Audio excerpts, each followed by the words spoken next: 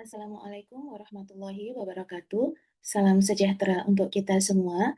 Sebelumnya, perkenalkan nama saya Fitria Aisyah STRK MKes. Saya adalah salah satu dosen di Politeknik Kesehatan Wirahusada Nusantara Malang pada Prodi D3 Kebidanan dengan NIDN 0716069502.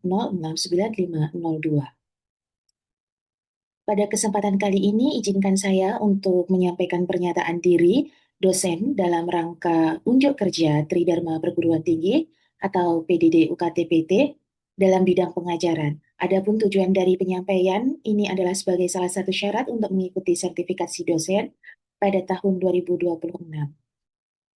Mata kuliah yang akan saya paparkan pada kesempatan kali ini dengan nama mata kuliah Kesehatan Reproduksi, dosen pengampu Fitria Aisyah STRK MKes, semester ganjil, tahun ajaran 2025-2026, dengan kode BD.5.305, status wajib dengan bobot 5 SKS, yakni 3T, 2P, yang ditempuh pada semester 3.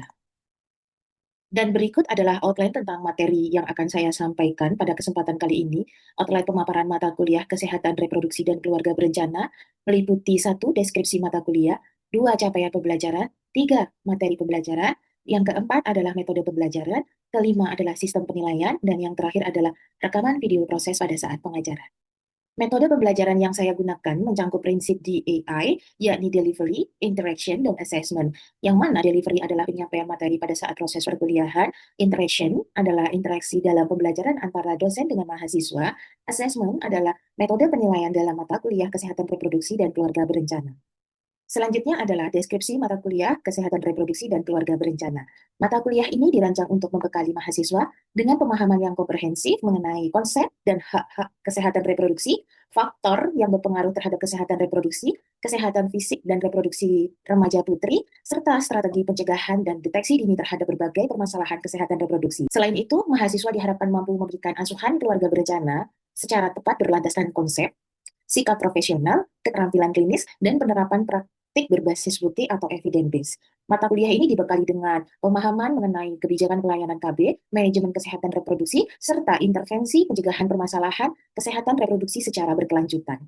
Adapun referensi yang saya gunakan adalah buku ajar dengan judul Meningkatkan Kesadaran dan Pemahaman Kesehatan Reproduksi Remaja. Buku ini mempelajari tentang konsep holistik kesehatan reproduksi di setiap tahap siklus kehidupan perempuan, mencakup semua aspek, yakni aspek biologi, psikologi, dan aspek sosial.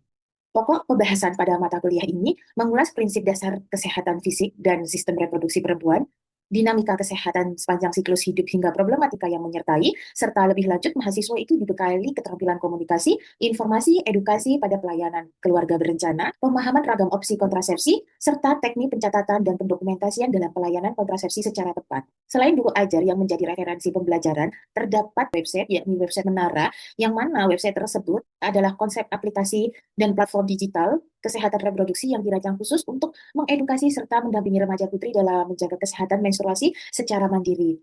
Atas berkelanjutannya jejak Tridharma, program website Menara resmi mendapatkan pendanaan hibah tahun 2026. Aplikasi ini memadukan edukasi kesehatan reproduksi, pemantauan siklus biologi, serta intervensi gizi berbasis pangan fungsional untuk mencegah dan penanganan nyeri pada saat menstruasi.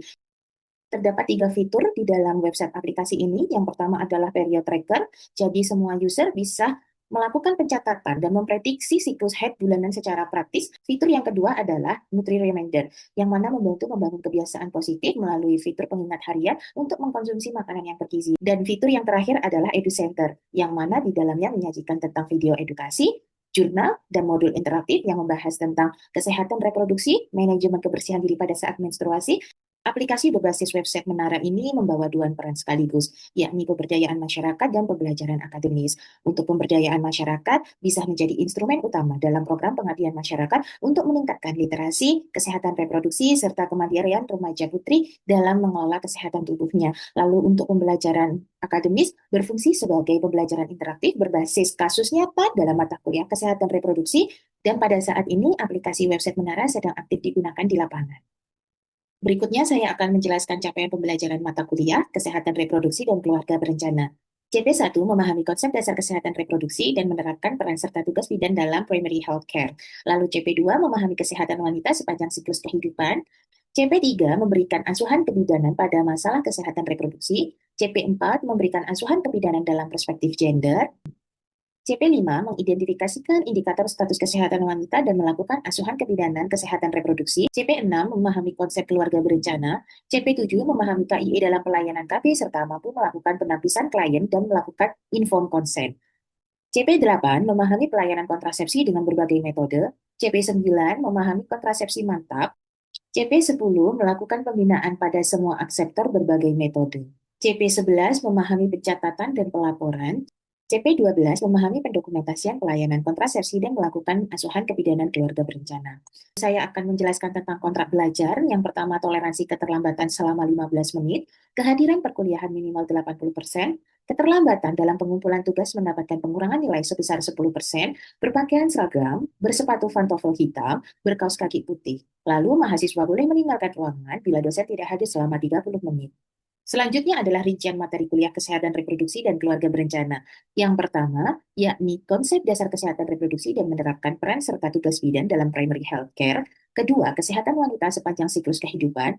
Ketiga, isu kesehatan perempuan. Keempat, keasuhan kebidanan pada masalah kesehatan reproduksi. Kelima, asuhan kebidanan dalam perspektif gender. Keenam, status kesehatan wanita dan melakukan asuhan kebidanan. Ketujuh, konsep keluarga berencana. Kedelapan, KIE dalam pelayanan KB serta mampu melakukan penapisan klien dan melakukan informed consent. Kesembilan, pelayanan kontrasepsi dengan berbagai metode. Kesepuluh, kontrasepsi mantap. Kesebelas adalah pembinaan pada semua akseptor berbagai metode. Kedua belas adalah pencatatan dan pelaporan. Dan yang terakhir adalah pendokumentasian pelayanan kontrasepsi. Berikutnya adalah metode pembelajaran. Pelaksanaan perkuliahan ini menerapkan beberapa metode. Yang pertama adalah scientific learning, yang kedua adalah active learning. Dalam proses pembelajaran, berbagai metode ini digunakan secara dinamis dan bervariasi, disesuaikan dengan tujuan serta aktivitas pembelajaran pada setiap pertemuan, sehingga mahasiswa dapat berpartisipasi secara aktif, memperoleh pengalaman belajar yang optimal. Pendekatan yang digunakan adalah satu, ceramah dan tanya jawab, yakni menyampaikan materi disertai interaksi aktif, dan memberikan kesempatan bagi mahasiswa untuk bertanya. Kedua, problem-based learning, yakni memberikan contoh kasus atau isu terkait materi perkuliahan yang nantinya dibahas dan didiskusikan bersama. Lalu, ketiga, penugasan kerja kelompok, memberikan tugas secara individu maupun secara kelompok kepada mahasiswa. Dan yang terakhir adalah unjuk kerja, yakni mempresentasikan hasil tugas atau refleksi dari sebuah pembelajaran. Selanjutnya adalah asesmen atau proses penilaian. Terdapat 5 komponen pada asesmen mata kuliah kesehatan reproduksi dan keluarga berencana. Satu, middle test atau disebut juga dengan ujian tengah semester yang dilaksanakan pada pertemuan ke-8. Kedua, ada final test yang disebut juga dengan ujian akhir semester yang dilaksanakan pada pertemuan ke-16. Berikutnya, ketiga, unjuk kerja atau tugas kuliah, di mana tugas ini diberikan secara individu atau kelompok kepada mahasiswa serta refleksi dari materi perkuliahan. Lalu yang keempat, terdapat kehadiran mahasiswa selama proses perkuliahan berlangsung. Yang terakhir adalah keaktifan dan keterampilan, partisipasi aktif mahasiswa dalam mengikuti kegiatan pembelajaran. Rincian dari 5 komponen assessment terdapat skor masing-masing. Yang pertama, UTS sebesar 30%, UAS 40%, tugas individu atau kelompok 10%, kehadiran 10%, dan keaktifan serta keterampilan sebesar 10%. Jadi total jumlah sebesar 100%. Referensi buku yang saya gunakan pada mata kuliah kesehatan reproduksi dan keluarga berencana, terdapat beberapa buku dan beberapa publikasi jurnal nasional yang terakreditasi maupun tidak terakreditasi. Yang pertama, terdapat Nugroho Taufan Indra Bobi tahun 2018 dengan judul Masalah Kesehatan Reproduksi. Yang kedua adalah Nujulah tahun 2022 dengan judul Buku Ajar Kesehatan Reproduksi dan Pelayanan Keluarga Berencana. Ketiga, Herawati tahun 2023 dengan judul Buku Ajar Kesehatan Reproduksi dan Keluarga Berencana. Keempat, Winarni tahun 2023 dengan judul Buku Ajar Dasar Kesehatan Reproduksi. Kelima, Dewi tahun 2023 dengan judul Buku Ajar Kesehatan Reproduksi dan Keluarga Berencana. Keenam, Astian Dini tahun 2024, Buku Ajar Kesehatan Reproduksi dan Keluarga Berencana. Ketujuh, Wulandari Siswi Pratiwi Adelina tahun 2023 dengan judul Meningkatkan Kesadaran dan Pemahaman Kesehatan Reproduksi Remaja. Selain beberapa buku yang sudah saya sebutkan, terdapat beberapa judul jurnal yang saya jadikan bahan ajar dalam mata kuliah Kesehatan Reproduksi dan Keluarga Berencana. Selain beberapa buku ajar yang sudah saya sebutkan, terdapat beberapa jurnal nasional terakreditasi dan tidak terakreditasi yang saya jadikan bahan ajar. Yang pertama dengan judul Relationship Between Nutrition Pattern, Personal Hygiene, dan Postpartum Mobilization with the Risk of Purulent Lochia Discharge. Judul selanjutnya adalah Pendidikan Kesehatan Radang Genitalia Internal dan Pemantauan Kesehatan kepada Wanita Usia Subur dengan melakukan pemeriksaan tekanan darah dan gula darah sewaktu atau GDS. Selanjutnya dengan judul Pola Istirahat, Stres, dan Terjadinya Gangguan Siklus Menstruasi pada Wanita Usia Subur. Dan yang terakhir dengan judul Utilization of Herbal Pads to Prevent Urinary Tract Infection in Women of Productive Age. Berikut adalah seluruh referensi yang saya gunakan pada saat proses pembelajaran. Demikian paparan mengenai PDD UKT-PT yang dapat saya sampaikan. Terima kasih atas perhatiannya Bapak atau Ibu. Mohon maaf apabila terdapat kekurangan dalam penyampaian. Wassalamualaikum warahmatullahi wabarakatuh. Berikut adalah tampilan video pembelajaran pada mata kuliah Kesehatan Reproduksi dan Keluarga Berencana. Oke, baik, selamat siang semuanya. Siang, Bu. Oke, ini adalah pertemuan kita yang kedua ya. Iya, Bu. Setelah minggu lalu kita membahas topik tentang konsep dasar kesehatan reproduksi Reproduksi. ya, yang mana materi di minggu lalu itu ada definisi dari Despro, ruang lingkup kesehatan reproduksi dan hak-hak kesehatan reproduksi ya. Sebelum saya mulai untuk pertemuan kedua ini, saya mau review sedikit ya Dek, tentang materi minggu lalu ya. Oke, ada yang bisa menjawab tentang ruang lingkup kesehatan reproduksi? Oke, ayo berdiri kita, silakan. Nah, terkait ruang lingkup Despro itu, yang pertama itu ada kesehatan bayi, ibu dan bayi baru lahir, selain itu ada KB, pencegahan IMS, KRR dan kesehatan reproduksi, pencegahan dan penanganan kekerasan serta dengan Despro lanjutan. Oke, bagus ya, masih ingat. Lalu satu lagi ya, kita review satu lagi tentang hak-hak kesehatan reproduksi. Oke, ada yang bisa menjawab hak-hak kesehatan reproduksi? Silakan angkat tangan. Oke, Stephanie silakan. Baik, Bu, saya akan menjawab pertanyaan dari Ibu. Ini hak utama dalam kesehatan reproduksi itu ada yang pertama hak atas informasi dan edukasi, Oke. hak atas kebebasan dan keamanan, serta hak akses pelayanan kesehatan dan hak atas kebersihan privasi, serta hak bebas dari kekerasan dan perlakuan salah. Ya, masih ingat semua ya, masih ada catatannya semuanya ya untuk materi minggu lalu. Oke, sekarang pertemuan kedua topik kita yaitu adalah menerapkan peran dan tugas bidan dalam PHC untuk kesehatan wanita. Ya, saya jelaskan sedikit ya tentang PHC. PHC itu adalah primary health care ya, yang mana ini adalah pelayanan esensial ya dari mulai ilmiah, sosial dan teknis ya. Tujuannya apa? Untuk tercapainya derajat kesehatan ya untuk individu itu sendiri ataupun keluarga di masyarakat ya. Kalian akan menemui pelayanan esensial ini di pusat kesehatan masyarakat atau biasanya disebut dengan puskesmas.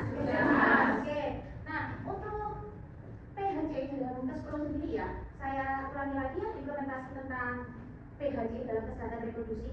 Yang pertama itu disingkat dengan KRR atau kesehatan reproduksi remaja. Nah ini nanti yang akan kita bahas di pertemuan kedua ini ya Kak. Jadi di dalam KRR itu ada beberapa capaian, yaitu tentang KIE masalah pubertas ya. Ini adalah tanggung jawab bidan mengedukasi bagaimana sih masa-masa pubertas ya, bagaimana sih nanti remaja itu menghadapi masa pubertas ya. Lalu yang kedua ada menstruasi sehat ya, menstruasi sehat. Nah untuk menstruasi sehat ini saya juga akan mengembangkan ya pembelajaran ini melalui website ya. Nanti akan saya perkenalkan website saya tentang Menara ya. Judul websitenya adalah Menara Menstruasi Remaja Sehat, di mana di situ akan ranking periode kalian ya, ada edukasi dan ada reminder tentang nutrisi. Itu adalah implementasi PHC ke-10 yang pertama. Lalu yang kedua ada KIA ya, kesehatan ibu dan anak, exactly tentang kesehatan reproduksi ya. Lalu ada KB ya, KB ini masuk ke kesehatan reproduksi. Nah capaian KB sendiri ini adalah mulai dari KIE tentang keluarga berencana, mulai dari penyediaan alat kontrasepsi ya, lalu KIE tentang alat kontrasepsi dan pemasangan alat kontrasepsi yang dilakukan oleh bidan. Berikutnya adalah IMS ya, di sini adalah pencegahan dan penanganan infeksi menular seksual.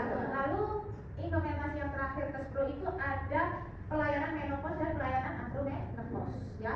Oke, ya, kita masuk ke materi kedua, yaitu adalah kesehatan fisik dan reproduksi remaja putri. Nah di dalam materi ini nanti kita akan menganalisa proses perkembangan biologi, transisi hormonal, adaptasi psikologi serta hak kesehatan reproduksi pada remaja. Saya intermezzo sedikit ya terkait demografi remaja. Jadi jumlah remaja di Indonesia ya, proporsi remaja saat ini adalah mereka yang berada di Gen Z dan Gen Alpha ya, di mana menurut BKKBN usianya itu adalah 10 sampai 24 tahun. Kalau menurut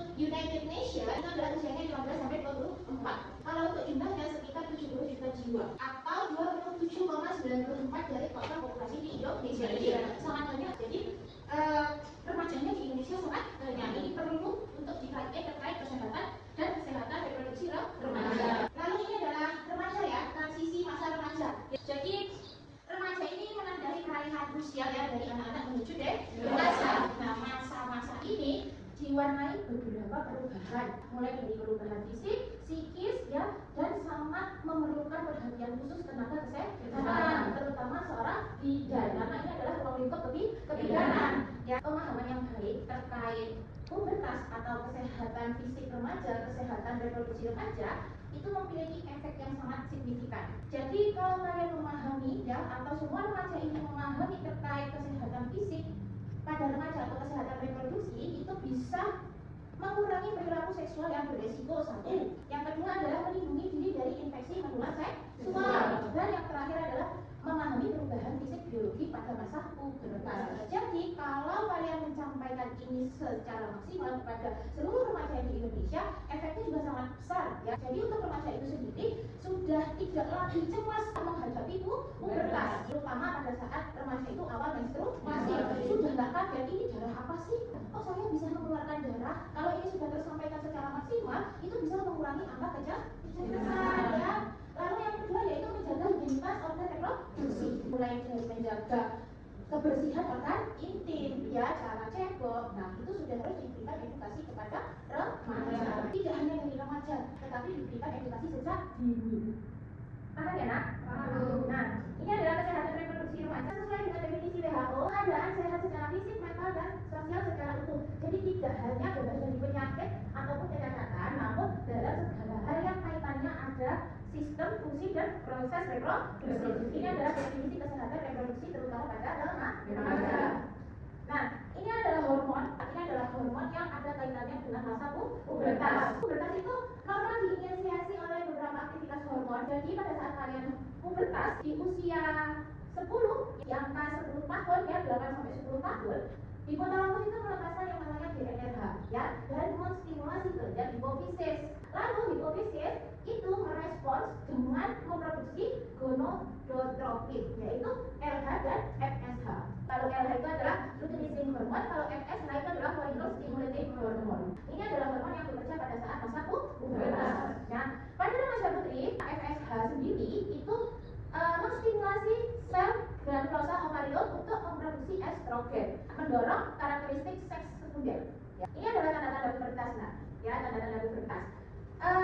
Remaja putri itu biasanya pubertas di usia 8 sampai 13 tahun. Ditandai apa? Ya, ada dua tanda. Yang pertama adalah tanda primer. Tanda primernya apa? Yaitu kalian pertama kali menstruasi atau yang dinamakan menarche. Awal menstruasi itu adalah menarche, ya. Lalu tanda-tanda sekunder ini lebih mengarah ke fisik. Yang pertama adalah pertumbuhan payudara, ya. Jadi munculnya breast buds kalau pada saat kalian pubertas, ini akan merasa sangat sensitif ataupun nyeri.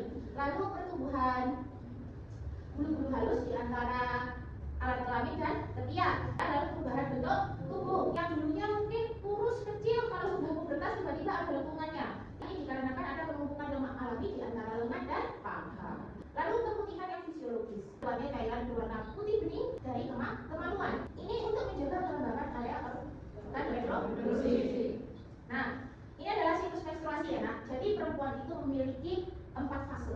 Ya, dalam 1 bulan perempuan itu memiliki 4 fase. Yang pertama adalah fase folikuler, memiliki fase folikuler. Yang pertama, yang kedua adalah fase ovulasi, dan yang ketiga adalah fase luteal, dan yang terakhir adalah menstruasi. Oke. Jadi kalau fase folikuler, saya jelaskan dulu. Fase folikuler itu apa? Ini adalah awal pertumbuhan dari folikuler. Pertumbuhan dari folikel dimulai dari hari pertama pada saat menstruasi sampai di hari ke-14. Jadi hari pertama, misalnya kalian menstruasi hari pertama itu tanggal 1 sampai tanggal 14 itu adalah masa folikuler, ya, di mana ovarium itu memproduksi folikel yang berisikan sel telur. Lalu proses utamanya apa? Yaitu adalah kelenjar hipofisis atau FSH itu merangsang ovarium untuk mengembangkan folikel yang berisi sel telur. Nanti itu kan adalah fase folikuler, yaitu adalah masa pertumbuhan. Lalu masuk ke adalah fase ovulasi. Fase ovulasi itu adalah setelah hari ke-14. Ini adalah pelepasan sel telur yang tadinya sudah di fase folikuler itu nanti pada fase akhirnya ada satu sel telur yang sudah siap untuk dibuahi oleh sperma.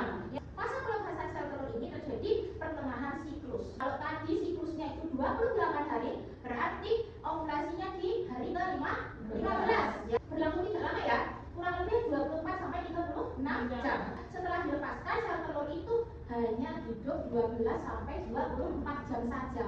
Jadi sperma hanya bisa membuahi dalam kurun waktu 12 sampai 24 setelah dilepaskan di masa ovulasi. Ini adalah masa ovulasi. Lalu yang ketiga ini adalah fase luteal, ya. Jadi kalau fase luteal ini adalah fase pengosongan. Fase pengosongan masa setelah ovulasi. Ya, jadi fase ini terjadi setelah ovulasi sampai hari pertama menstruasi berikutnya. Tadi kan menstruasinya tanggal 1, ya, ovulasinya pertengahan bulan, ya, berarti tanggal 15 atau tanggal 14. Tepat hari ke-15 sampai hari ke-28 menjelang menstruasi pertama itu dinamakan fase luteal. Paham ya, Nak? Nah, ini adalah cara menghitung masa subur. Ini yang saya jelaskan, yang berikan saya contoh ini adalah pada siklus normal 28 hari. Jadi hari pertama menstruasi itu dihitung hari ke-1 pada siklus normal teratur. Ini misalnya 28 hari ya, 28 hari siklusnya. Menstruasi hari pertama. Menstruasi hari pertama yang dinamakan fase folikuler itu berarti hari pertama sampai hari ke-14. Ada caranya, Nak, untuk menghitung. Cara menghitung itu adalah siklus 28 hari, hari ovulasi, hari ke-14 sama dengan 28 dikurangi 14. Jadi masa subur Anda tentang hari ke-11 sampai ke-15. Jadi menghitungnya adalah masa suburnya dikurangi 14. Ya, ini di sini ada kalender ya. Nah, ini ada 1 sampai 28. 1 sampai 28 ini adalah masa siklus menstruasi. Ketika menstruasinya di hari ke-1, hari 1, tanggal 1. 28 dikurangi 14 sama dengan 14. Berarti ini adalah masa ovulasi. Hari masa telur, masa sel telur, ya. Jadi di sini. Nah, setelah ini kan berarti adalah masa apa yang di sini 1 sampai 15 ini fase folikuler. Nah, ini adalah fase ovulasi. Berarti di sini dijelaskan. Berarti masa subur Anda rentang hari ke-9 sampai hari ke-15. 1, 2, 3, 4, 5, 6, 7. Jadi masa subur hampir 7 hari ovulasi sama hampir 7 ovulasi. Itu dinamakan masa subur. Paham ya, Nak? Ada yang mau ditanyakan? Ya, kenapa Yurasia belajar ini? Saya bertanya, Bu, kalau siklus menstruasi 30 hari bagaimana? Oke, baik, terima kasih. Nah, itu tadi kan saya jelaskan tentang siklus selama 28 hari. Nah, kalau 30 hari, ya, ini adalah kalender 1 sampai 30. Berarti 30 dikurangi 14. Nah, ya, untuk menghitung masa hari ovulasi, 30 dikurangi 14. Berarti berapa 30 dikurangi 14? 16. Berarti hari ovulasinya ada di 16. Kita hitung 5 hari sebelum ovulasi. 1, 2, 3, 4, 5. Berarti masa subur antara 11 sampai 17. Ingat ya, 11 sampai 17. Gimana Yuresia? Paham?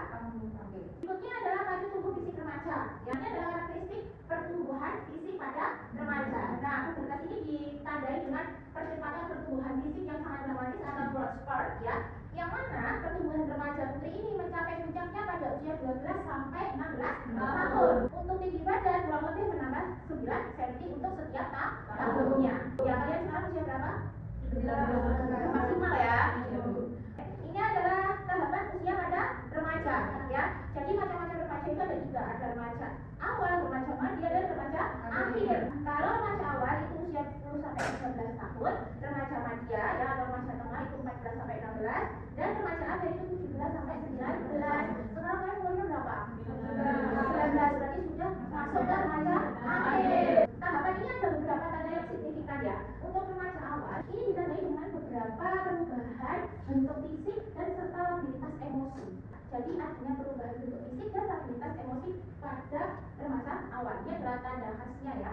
Lalu untuk remaja madya, ini kita fokus pada perhatian beralih ke kemandirian. Sudah mulai bisa mandiri untuk personal care-nya.